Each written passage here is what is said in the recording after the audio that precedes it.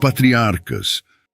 A saga dos patriarcas, marcada por relações familiares complexas e eventos divinamente orquestrados, desempenhou um papel fundamental na história bíblica, moldando a trajetória do povo de Deus. Abraão, originalmente chamado Abrão, é considerado o patriarca central nas tradições judaicas, cristãs e islâmicas.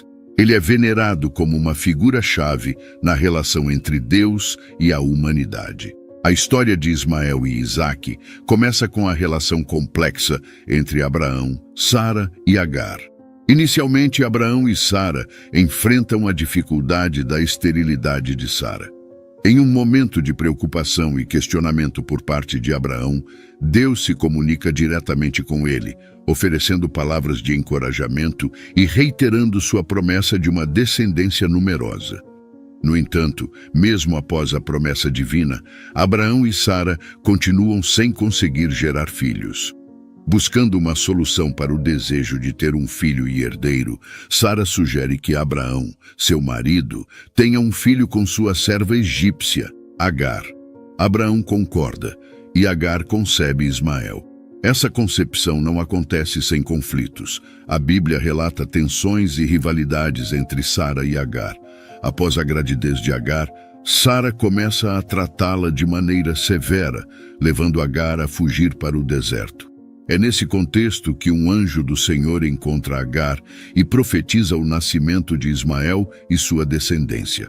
A história toma um novo rumo quando Agar, encorajada pelas palavras proféticas, decide retornar à casa de Abraão. Este retorno reafirma a conexão familiar e também marca o início de uma jornada onde o propósito divino para Ismael começaria a se desdobrar. Após o nascimento de Ismael, a narrativa bíblica continua com eventos significativos na vida de Abraão, Sara e Agar. A Bíblia relata que, algum tempo depois do nascimento de Ismael, Deus apareceu novamente a Abraão e renovou suas promessas, especificamente mencionando que Sara, apesar de sua idade avançada, daria à luz um filho. Sara, ouvindo isso, inicialmente ri de incredulidade, mas Deus confirma que nada é impossível para ele. A história culmina com o nascimento de Isaque, o segundo filho de Abraão, mas desta vez com Sara. O nome Isaque significa riso em hebraico, refletindo a reação de Sara ao ouvir a promessa divina. O nascimento de Isaque é marcado por alegria e gratidão, representando o cumprimento da promessa divina de uma descendência numerosa. A dinâmica familiar, no entanto, torna-se mais complexa à medida que os filhos crescem. As tensões entre Sara e Agar aumentam, resultando eventualmente na expulsão de Agar e Ismael. Ismael, como filho rejeitado, enfrenta questões de identidade e pertencimento. No deserto, Agar e Ismael experimentam a solidão e a incerteza. A Bíblia destaca a angústia de Agar ao ver seu filho sofrendo e a luta de Ismael para se adaptar a um ambiente desfavorável. Em um determinado momento, a situação de Agar e Ismael no deserto tornou-se desesperadora. A água acabou e eles estavam enfrentando a perspectiva de morrer de sede. Em seu sofrimento, Agar coloca Ismael sob uma das árvores e se afasta, não podendo suportar ver seu filho perecer. Nesse momento crítico, Deus intervém. Um anjo do Senhor chama Agar do céu e pergunta qual é o problema. O anjo então diz a Agar para não ter medo e promete que Deus ouviu o choro de Ismael. O anjo revela que Deus providenciará uma grande nação a partir de Ismael. Deus então abre os olhos de Agar e ela vê um poço de água nas proximidades. Agar vai até o poço, enche o odre com água e dá para Ismael beber. Esse poço, providenciado miraculosamente por Deus, salva a vida de Agar e Ismael no deserto. Após a intervenção divina que providenciou água no deserto, Ismael e Agar continuaram a viver no deserto de Parã. Ismael cresceu, tornou-se exímio caçador, perito em arco e flecha, e sua mãe Agar providenciou um casamento egípcio para ele. A Bíblia menciona que Ismael teve 12 filhos. Estes são considerados ancestrais de várias tribos árabes. O versículo bíblico que trata dessa fase da vida de Ismael em Gênesis cita: Deus estava com o menino enquanto ele crescia. Ele morou no deserto de Parã e tornou-se flecheiro. Sua mãe escolheu uma esposa para ele na terra do Egito. Por outro lado, as promessas feitas aos descendentes de Isaque são igualmente impactantes. Deus prometeu a estes que sua descendência se tornaria uma grande nação e herdaria a terra prometida. Essa promessa é crucial no contexto da tradição judaica, cristã e islâmica, pois está associada à formação do povo de Israel e à revelação divina ao longo do Antigo Testamento. No auge de seus 40 anos, Isaque, filho de Abraão, embarcou em uma jornada de amor e fé ao unir-se a Rebeca, filha de Betuel. Uma união guiada pelos desígnios divinos, traçando os primeiros passos de uma linhagem destinada a moldar a história sagrada. Entretanto, a felicidade do casal encontrou um desafio em forma de esterilidade que envolvia o coração de Rebeca. Confrontando esse obstáculo, Isaque dirigiu suas preces ao Senhor em favor de sua amada esposa.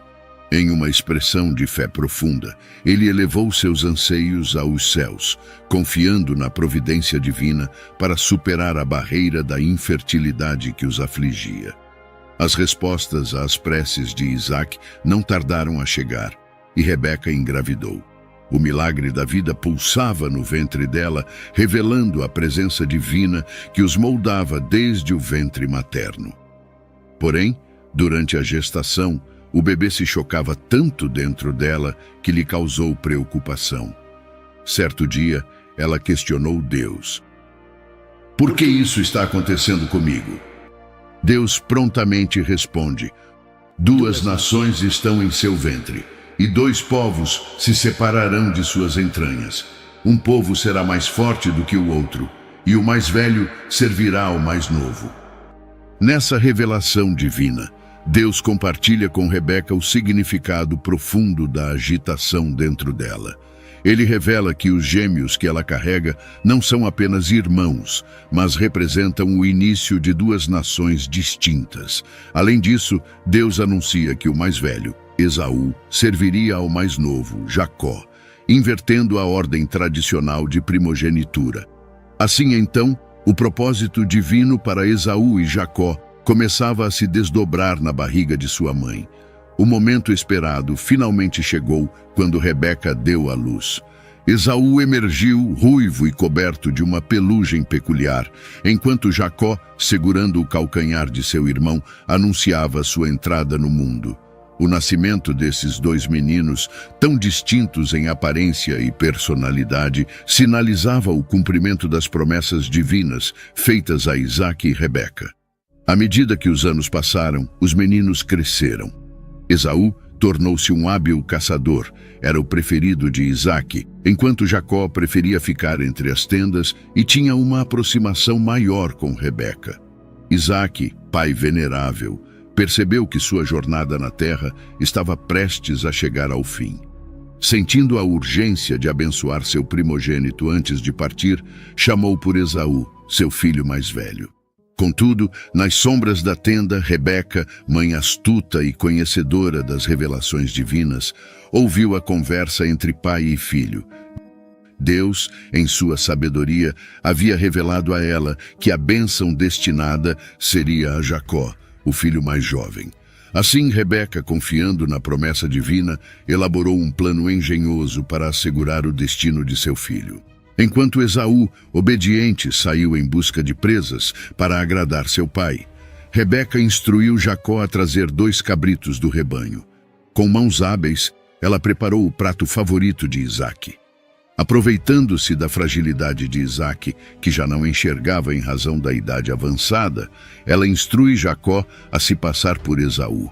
A artimanha atingiu seu ápice quando Rebeca cobriu os braços lisos de Jacó com a pele dos cabritos para simular a pelugem de Esaú. A cena estava preparada quando Jacó, inicialmente hesitante, atendeu ao plano da mãe. Diante de Isaque, disfarçado como Esaú, Jacó recebeu a bênção paterna, influenciado pela habilidade de Rebeca em manipular a situação. A bênção, repleta de promessas divinas, incluía prosperidade, domínio sobre os irmãos e o poder das palavras que abençoavam e amaldiçoavam. A tragédia se desenrolou quando Esaú retornou da caçada e descobriu o engano. Consumido pela fúria, ele ameaçou a vida de Jacó. Temendo pela segurança de seu filho, Rebeca aconselhou Jacó a fugir para a casa de Labão, seu tio, até que a ira de Esaú se dissipasse. Após deixar sua terra natal, Jacó empreendeu uma jornada que o levaria até Harã, onde pretendia encontrar seu tio Labão. Durante sua jornada, Jacó chega a um lugar específico e decide descansar ao anoitecer. Ele usa uma pedra como travesseiro e adormece. Foi durante esse sono que Jacó teve um sonho extraordinário e cheio de significados. No sonho, Jacó viu uma escada que se estendia da terra ao céu, com os anjos de Deus subindo e descendo por ela. Essa escada simbolizava a conexão direta entre o céu e a terra, representando a comunicação aberta entre Deus e a humanidade. A presença dos anjos, subindo e descendo, destaca a natureza constante e ativa dessa ligação espiritual. Além disso, durante o sonho, Deus estava de pé no topo da escada e ele dirigiu-se a Jacó com uma mensagem especial. Ele reafirmou as promessas feitas a Abraão e Isaque, garantindo que a descendência de Jacó seria vasta e abençoada, espalhando-se por toda a terra. Deus também prometeu estar com Jacó onde quer que ele fosse e trazê-lo de volta àquela terra. Quando Jacó acordou, percebeu a sagrada importância do lugar onde havia repousado. Ele exclamou: "Sem dúvida o Senhor está neste lugar, e eu não o sabia." Em reconhecimento à experiência espiritual, Jacó tomou a pedra que servira como seu travesseiro, posicionou-a como um memorial, derramou óleo sobre ela como sinal de consagração e chamou o lugar de Betel, que significa Casa de Deus. A jornada de Jacó continua, e certo dia, próximo a um poço, Jacó, movido por curiosidade, perguntou aos pastores sobre a origem deles: "Meus irmãos, de onde sois?" A resposta veio em seguida: "Somos de Harã." Em sua busca por parentes, Jacó questionou se conheciam Labão, o neto de Naor, irmão de Abraão.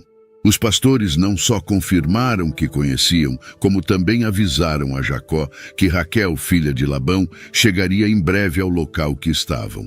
Enquanto aguardava, Raquel, a filha de Labão, chegou com suas ovelhas. Cheio de emoção ao reconhecer sua parente, Jacó aproximou-se, rolou a pedra para fora da boca do poço e deu água ao rebanho de Labão. O encontro levou a uma revelação mais profunda de parentesco, e Jacó, movido por sentimentos sinceros, beijou Raquel e, comovido, derramou lágrimas. Em seguida, Raquel correu para contar a seu pai, Labão, sobre a chegada de Jacó. Labão, ao ouvir sobre o parente, apressou-se para receber Jacó com calorosos abraços. Jacó, por sua vez, compartilhou toda a sua história com Labão. Este reconheceu Jacó como um parente e ofereceu-lhe hospitalidade. Ao longo de um mês, Jacó permaneceu sob o teto de Labão. O anfitrião, percebendo que seu parente estava disposto a trabalhar pelo bem da família, propôs uma aliança mais profunda.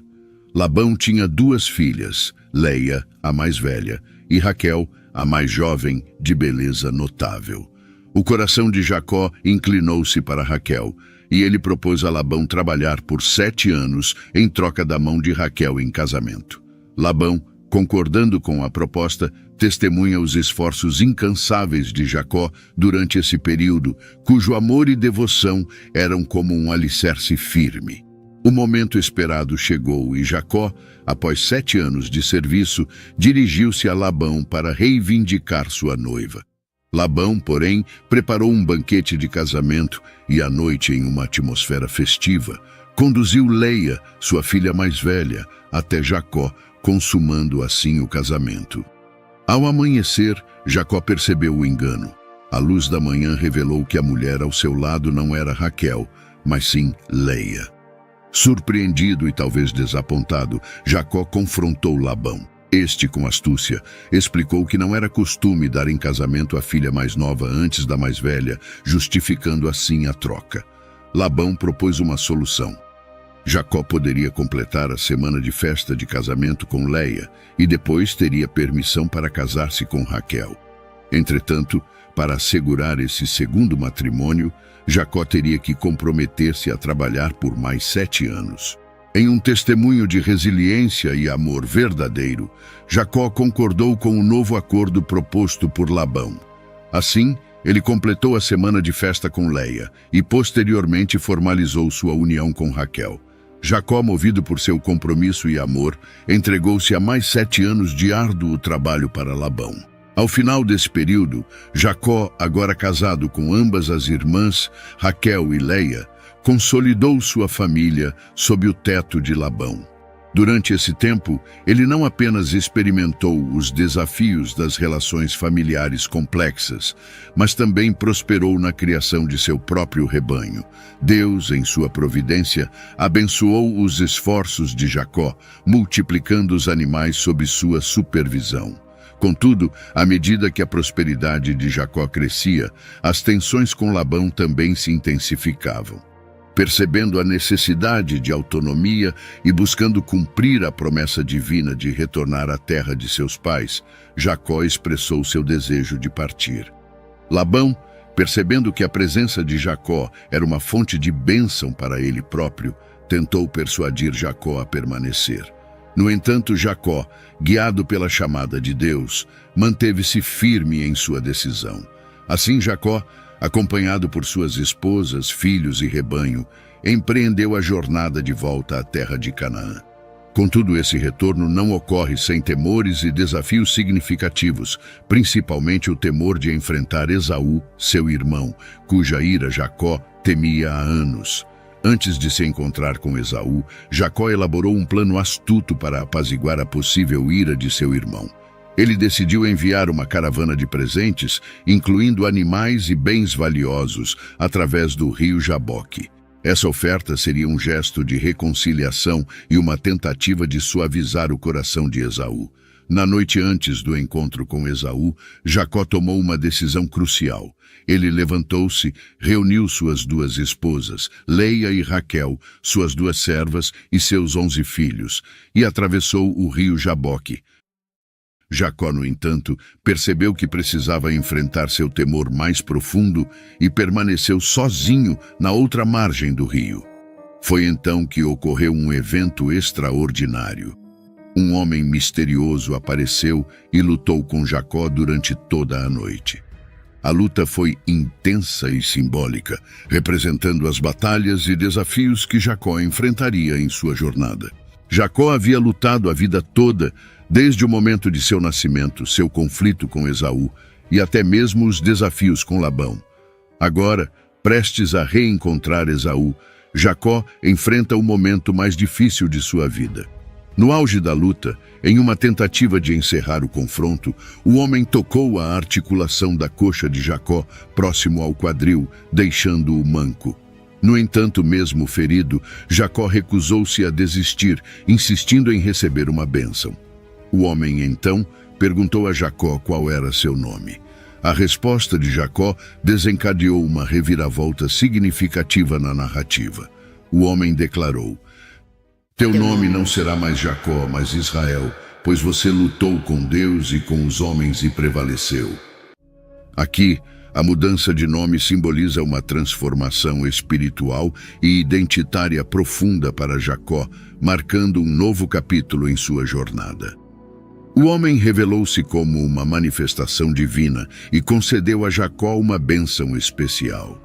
Jacó então percebeu que havia lutado com Deus. Ele chamou o lugar de Peniel, significando o rosto de Deus, pois havia visto Deus face a face e, no entanto, sua vida fora preservada.